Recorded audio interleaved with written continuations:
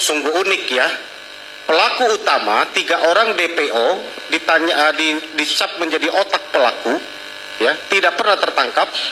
Bahkan infonya katanya pernah tertangkap tapi akhirnya dibebaskan di Prapit. Bahkan 2 orang itu infonya pernah dideklarasi dari kepolisian bahwa itu karena keterangannya berubah-ubah, kemudian buktinya kurang sehingga tidak dapat menemukan orang itu ada atau tidak ada, bahkan alias diduga fiktif di dalam keterangan yang kami dapatkan, ya, itu ada di media massa banyak. Jadi terlepas dari benar tidaknya, kalau itu mungkin yang membuat statement penyidik sendiri bahwa pelaku utamanya itu tidak berangkap dan itu adalah fiktif karena ini dan sebagainya, itu ya perkara siklus semuanya, ya, karena pelaku utamanya nggak ada. Dan tidak ada tindakan penyertaan kalau tidak ada pelaku utama.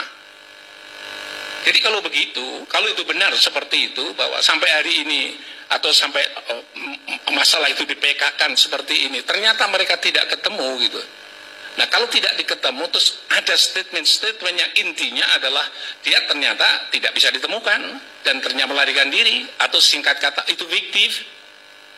Ya, berarti tindak pidana pokok, tindak pidana pembunuhan dan tindak pidana yang lainnya tadi, ya, berarti dia juga tidak ada pelaku utamanya.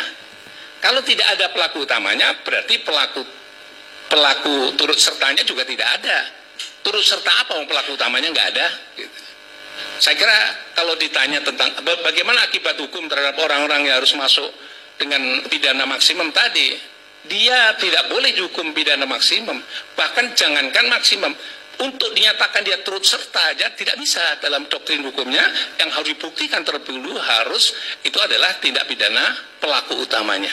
Jadi kalau pelaku utamanya tidak bisa masuk, berarti pelaku turut serta juga tidak masuk. Tapi kalau pelaku utamanya itu ternyata itu fiktif dan tidak ada, berarti tidak ada juga pelaku turut serta. Nah kalau pelaku utamanya sampai sekarang tidak ada, terus kemudian sudah diproses-proses tidak ada, bahkan ada indikasi menghilang dia, atau ada indikasi dia adalah tadi apa yang disebut fiktif gitu, ya berarti nggak ada tindak pidana, karena pelakunya nggak ada. Kalau pelaku turut serta itu nggak ada pelaku turut serta kalau pelaku utamanya tidak ada. Jadi logikanya begitu. Sehingga bagaimana membuktikan dia turut serta? Turut serta kepada siapa? Sama pelaku. Pelakunya nggak ada.